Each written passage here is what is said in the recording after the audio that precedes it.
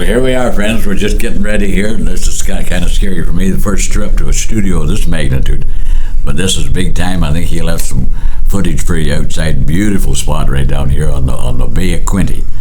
And anybody wondering out there just where we are, Belleville. Belleville is just between Kingston and Toronto, right on Lake Ontario. So if you're up in there looking around the map, have a peek. It's unreal. Beautiful, beautiful down here. So I don't know how we're going to make out today. You can let me know when we're done. And this Freddy Vette is really well known up here. He's got his own band. He's a DJ here on CJBQ, and is known all around this area as being one of the top-notch boys. So we're going to interviews here today. If I miss anything, I'm sorry, but we're going to listen to a couple tunes. We're just going to find out a little bit about Cowboy poetry. And, well, we don't know where we're going because he's in charge. I had him last week up in Marmara, and I was kind of in control.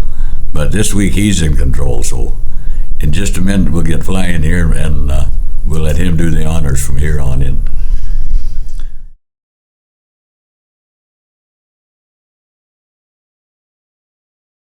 So, Gary Brace, we just heard one of your wonderful poems. How are you? I'm very good here today. Kind of amazed at what you got here, but we'll... I know, it's kind of like flying a spaceship here in the studio, but we welcome you to the show. And we just heard a beautiful poem read by you called These Words to Which I Say, Woody Woodruff, Cowboy Poetry. Cowboy poetry.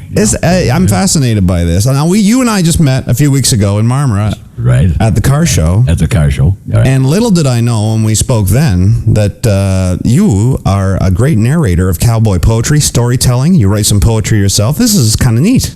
I've grown to love it. Very little of it here in Ontario, and that's kind of what we'd like to see. Wannabe cowboys. They don't... I've met a lot of super people, a lot of nice writers. It's really big out in the Western Canada and down through the Midwest. So, tell me a bit about yourself. I don't know anything about it. I live in the local area. Never heard of Gary Brace. Tell me about it. You've never heard of Gary Brace? Well, you've never. Is that a good thing, or that is maybe a good thing? But no, I'm a late starter. Yeah. In my 70s before I got going. And I think I always kind of liked this stuff before, but I was always nervous to get up in front of people. And through kind of an accidental thing, and we got going, people said, I like that. Good, do something with that voice. Yeah. And I said, well, let's give her a try. Now, your good friend Doug here actually forwarded me your YouTube page and your Facebook page, and this is where you have a lot of your work. People can listen to your work. And when I started listening to these different readings and narrations, I thought, well, this guy had to be in broadcasting somewhere along the line. Not just your voice. You have that beautiful velvet tone of your voice, but your read is so professional. In the radio business, it's one thing to have a great voice, which you have. You have a great voice, but it's another thing to actually be able to deliver the lines and put the emphasis in the right place, that kind of thing. And boy, you have a natural talent. You've never been in broadcasting before. Yeah, never been in broadcasting. I couldn't believe that. Never somebody told me the other day, a guy by the name of Al Trainer. Yeah. I paraphrase now. Maybe you can tell me what paraphrasing is. Paraphrase. Very few can do it, but he called me, and I just read it. I feel it. Yeah. Read it a few times and get into it. I like doing stuff that you can get right into. Now, cowboy poetry, I don't know a lot about it, but it basically did start, and when you hear it, you kind of picture it around the campfire. Is that kind of how it got started? I think so, really. Storytelling was the first one. Storytelling was our very first form of entertainment. Really. Yeah, when sure. Come out here to the areas like this, they had nothing but a bag of sugar on their back and an axe. Right. They carved out a knife. There was no guitars, no violins, or... Yeah. Yeah. So they sat around the campfire at night and told stories, and that progressed from that till somebody put a stick on a wash tub. And somebody eventually made enough money to pick up a fiddle someplace and a guitar. And it became then cowboy poetry, and which evolved into country music, really, where it's all one... It's all one basically thing. And storytelling, I think, is really That can either be a rhyme or just a story. Yeah, and people might think that this kind of cowboy poetry, the storytelling, is something from the past, but it isn't at all. Like, this is still being written. There's still lots of poets around writing material. This is an ongoing art form, isn't it? Oh, just amazing, down through the States. Now, there's some good writers here in Canada, too. A gal by the name of Meg Mawhinney out in BC. I did the first one for her, and it went over super. She was thrilled with it. Yeah. So she was partly responsible for Gary getting going and doing another one. Yeah.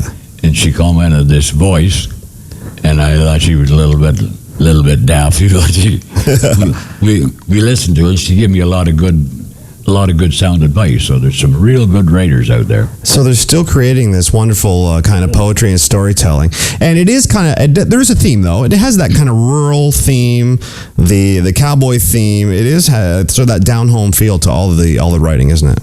Cowboy and pioneers, I think, really. Yeah. The old. There's some writers, modern stuff too, or more modern. But I love the old stuff. Well, can you give us a little sample? Do you have anything that you brought with today? I'd love to hear you read something here in the studio. Want to do something right now? Yeah, do you have something? There's a guy here, Peter Conway. Yeah. He's out of, don't quote me now, he's way down the south there. A heck of a guy. He's been a big help too. He writes a lot of stuff. He won the silver in the Will Rogers Award. Yeah. Which has to be pretty prestigious. I'd never heard of it. When mentioned Will Rogers, it has to be. That's neat. And he did this one, and I really liked it. There's work you get. I guess it's with songs when you're doing songs too. Yeah. There's songs you really like, and you can get into it. Sure. Snaps. Sure. And another one you can't. And I think that's the secret in modern music or anything. That one guy to. But his dad died of Alzheimer's disease, and it kind of goes along with Alzheimer's. So what's this called? The Old Man's Ranch. Okay, here we go. I parked my truck behind the barn and made my way toward the house. And as I walked up the path, I saw an old man and his spouse. He sat up there upon his porch. His hands were old and weathered. His face was grizzled by the sun, and it looked like saddle leather. His fists, they clenched the rocking chair as he moved it slowly to and fro, and behind his blurry eyes were memories that we may never know. I could tell that he was staring at something far away, but it could have been his past or distant fields of hay. I wondered what he saw out there. Was it another place in time, or just a watercolored image that made no sense or rhyme? The woman sitting next to him got up to go inside, and she smiled as she brushed away a tear she tried to hide. He strained his eyes and looked at me. I wondered who he was, and the expressions on his face was enough to give me cause. I said, "My name's Robert." He said, "My name's Robert too," and he stuck out that old weathered hand and said, "How do you do?" "Do I know you, young fella? Have you been this way before?" And I said, "Yes, sir, a time or two, and to help out with the chores." I wanted him to talk to me, so I looked at him and said, "Why don't you tell me what it's like out here on your spread?" He said, "We're not all ranching folks, and are you a rancher too?" And I said, "Yes, sir, I've worked my share of cows, but not as much as you." He said, "I ain't sure just how I started. I really can't recall, but I've been a rancher all my life, and I guess I've done it all. Cowboy's life ain't easy. It's hard and lonely too, and it takes every ounce of strength you got just to do what you can do. But just then you catch your breath and you think the chores are done. You realize there's more work to do before the setting sun. Cowboy ain't for the weak of heart or for the old that ain't taught try. They just can't quit and walk away. You'll keep ranching till you die."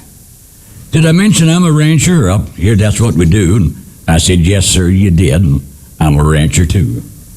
I guess it don't matter. I'm forgetful now and then, and I'm proud you came on by, and I hope you'll stop again. I'd like to sit and visit, but I've got work to do, and why, this old place don't run itself, so I'll say good day to you." He just went back to his staring out at his little sheepish grin, and I wondered if he'd recall this time I'd spent with him. I knew I had to walk away, and it made me kind of sad. I turned my back and I whispered, "You know, I love you, Dad." Oh my gosh. That still brings That'll bring a tear to your eye. tear to the eye of a potato. They would. Oh man, isn't that wonderful? That's wonderful. It just paints such a picture, you know. That's it tells a story, and it's a true story. Yeah, a great story. And wow, that's wonderful. That's wonderful. Thank you. And like I say, that read of yours, you just man, when it comes out of your mouth, it's beautiful. It's like you wrote it yourself. Oh, coming from you, that is complimented. And you've come to know these poets now. You've come to know these folks that write these wonderful poets. I've never met any of them. I've been invited down to half a dozen if I had money. I'd reduce some travel because I could spend the next 5 or 6 months just traveling around meeting some of these guys and some of the shows and enjoying some of it. So maybe we will yet. Wouldn't that be a thrill? That would be the. Now, some of these are set to music. I think of Red Sovine, very great storyteller that, basically had music underneath him, but he would basically be a storyteller over music. And your voice kind of reminds me a little bit of Red Sovine. I've been told that many times, and I love. You love Red Sovine? Red Sovine. And so what we have to finish off things, we're going to say goodbye, and then we're going to play one of your musical selections. What did you bring with you for the musical selection? What did we agree to do on the? Was it one of the Red Sovine numbers, or? It was Old Man in the Nursing Home. Old Man in the Nursing Home. Now, Curly Taylor wrote this. Mm-hmm. He's a local boy, musician up in and around Marmora there, been there for years and years. Yeah. Real nice guy, super musician. And we were, just to cut it tight, we were at the Jamboree, and I did the first time I was ever on stage at the Jamboree in Marmora. Wow. And it went well, and he said, I'd like to talk to you. Can I take you back to the trailer? Mm-hmm. So he went back to the trailer. He'd read this, and I read it, and he had tears in his eyes, and she had tears in her eyes. And he said, will you do it? And I said, I'll do it on one condition. If it works, it works. If it don't, we're still friends. He said, let's do it. So we did it, and it turned out really well. I think if you ever listen to this, you'll really enjoy it. This is a hometown boy, and we could sit here all afternoon on some of this stuff. Oh, my. But I can't wait to hear it. Let's listen to Gary, and Curly Taylor sings a couple verses at the front and the bottom, plays guitar, and pretty proud of it. Have a listen. What a thrill. Thank you so much for coming in today. I appreciate it. Well, it's been a real thrill, a real great time. I just hope it turns out all right and everybody doesn't laugh at it. I'm sure they won't. Thank you very much. Gary Brace, Cowboy Poet, right here on Weekend Magazine.